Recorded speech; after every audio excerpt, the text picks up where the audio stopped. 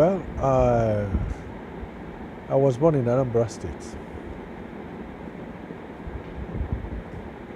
Onitsha precisely.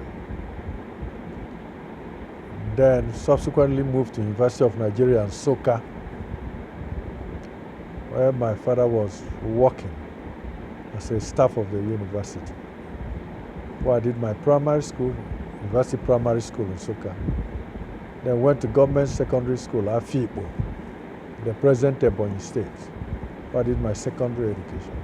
Came back to University of Nigeria in Nsukka, where I took a first degree and then read medicine. That's why I studied medicine, University of Nigeria Enugu campus. Having done that, I came back to my state because I'm from Rivers State, a town called Ndoni in Oba, Ebwema Ndoni local government area of Rivers State. I started my specialist program as a doctor, and today I'm a professor of obstetrics and gynecology, specializing in fetal maternal medicine, mother and baby. That's my area of specialization. Presently, I'm the Chief Medical Director of University of Port Harcourt Teaching Hospital, a duty I assumed about 5 years ago.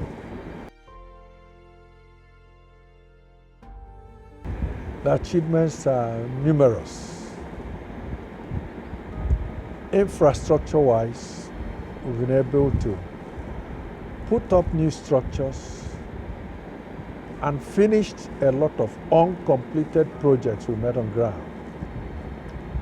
The time I started, light was an issue here. But right now we have 24 hours electricity. So it was a major issue. You can imagine a hospital without light. When I came on board, equipment in the hospital was nothing to talk about. Now we have state-of-the-art equipment. Our radiology department can boast of the best, if not in West Africa. There is no department that is left wanting.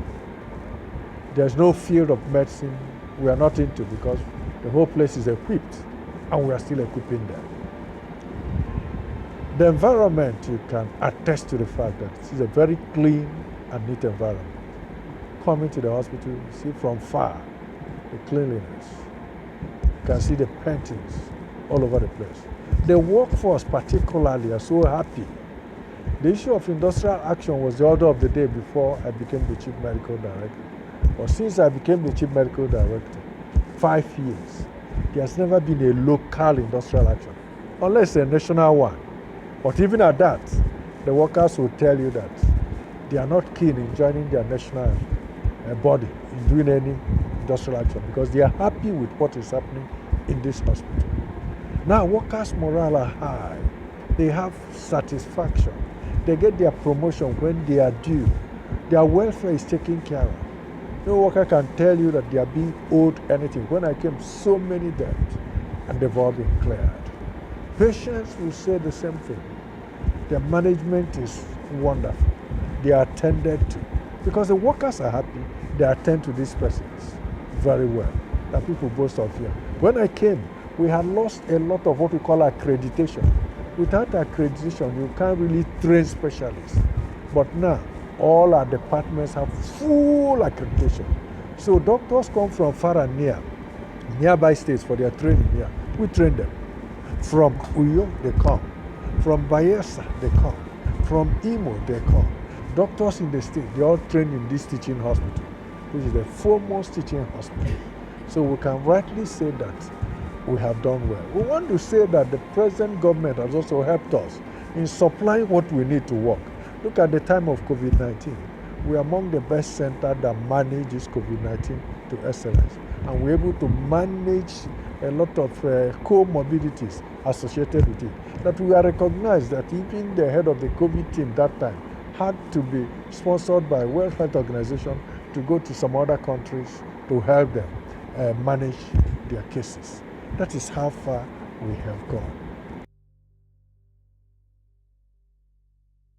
No, as a medical facility, and as big as this one, we can never have enough funds We need a lot of funding because indigent patients is a problem. Those who cannot afford their bills, those who cannot pay a farthing, those who come to this hospital they are sick because it's a reference center. Patients are referred from all these nearby states to this place. Some of them come without money, and we have to do our best to keep them alive. So it's a major issue. The money that indigent patients take from here because they're not able to provide it is so much. So we need a lot of help. We keep asking NGOs, government, and all that to up their game in what comes to us. We call on a lot of other people to assist us. Light, yes, we need more like transformer. One time we had issue with our transformer.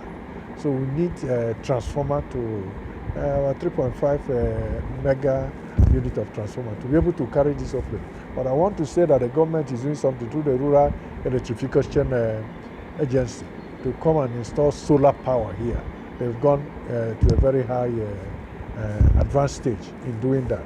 I know when that is done, it will be okay. Shell is also organizing to give us a solar generator to help us in powering the place, to ease up the load in our generators. And some other units, NDDC came recently that they want to give us a 200 kVA solar energy. So all these things are coming. Aside that, Central Bank has just finished our amenity ward.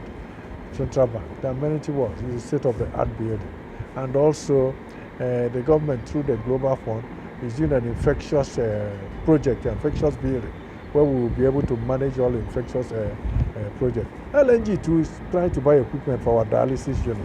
So the hospital is bubbling and active and happy. And I can say that all hands are on deck to make sure we remain the flag bearer and the 5-star hospital that we are. Yeah, my family, my wife is a medical doctor. She also works here. So she understands the program. She's part of the place. She's been the head of that radiology department. So she fits into the program actively. My children are all in school. Thank God, they know their parents are doctors. So they have been accommodated. As for work, even 9 is an understatement. Sometimes we stay here beyond 12 midnight, 1, 2, depending on what is on ground. It's a medical facility. You may have serious emergencies and things, all sorts of meetings. First, a workforce, like I said, I met a depressed, unhappy workforce in the first place. You know, when people, you leave their morale, when you give them what is rightly theirs, encourage them, and they see that you are interested in their program, you train them, send them out for training and retraining, and make the work environment habitable, like how it is, clean and neat and all that, and provide them the necessary. Everybody is happy to do their job. That is what we do. And we have an environmental unit that makes sure everywhere is clean and neat, and we press it on everybody. When you come to work, do that you are paid for. Do that you are paid for. And discipline is important to us. And we have an active group. An active group has to do with ICPC, anti-corruption and all that. So everybody looks into what everybody is doing to make sure they're doing their work. We have our unit, that cervical unit, that checks the workforce to make sure that people come to do their work when they should, stay on their duty post, and go when they should go, and not just come anytime and anyhow they like. We have monitoring units that do all that.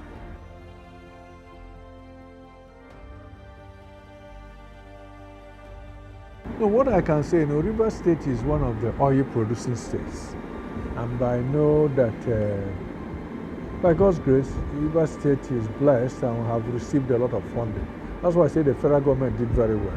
If you remember, there was a time they even paid Rivers State 78 billion for roads repaired, apart from money that we share with other states and all that. Then we have internally generated revenue, which we make. So I want to say that yes, the governor has done his best and has also received some good money. These monies are open in the public. It's not what is hidden. So what he has done is to, in the area of the development he has done, utilize those monies in those areas. So in those areas we can say that he has also done well. My strength is God. I believe in God, I fear God, I honor God, and I worship Him. And that's why I drive my strength and wisdom and strength. Everything for Him. Good. It's a long time I stopped receiving all this. If you go to my office, my house, they're almost up to 200. At the time I said I'm not taking anything again. And this is too much. I can tell you for the past 1.5 years, I have not accepted any amount. If you ask me why I took this, I didn't know about you people really. But when I listened to the man who called me and the way he spoke to me, he convinced me that this is a group I would like to be identified with. So I listened to him attentively and I assured him I was not even in town over the weekend. And I came back late last night. I told him yes, that you people could come, that I will see to you. That I didn't know about your group. That's the truth about it. I'm happy that you guys came. And that's why you see me taking my time to discuss with them. Because I like this. From what he showed me, how you people project people. It's always good to identify with people who are doing well and sell the message across. I'm that kind of person who don't like talking about my achievements and what I do. I like people to see themselves. When they see, they come. Just the way you said you spoke to them, not even my workforce, but for people outside. Yes, the thing is clear. You cannot hide a light. You cannot cover it. Like you can't cover it. And that's what is happening here.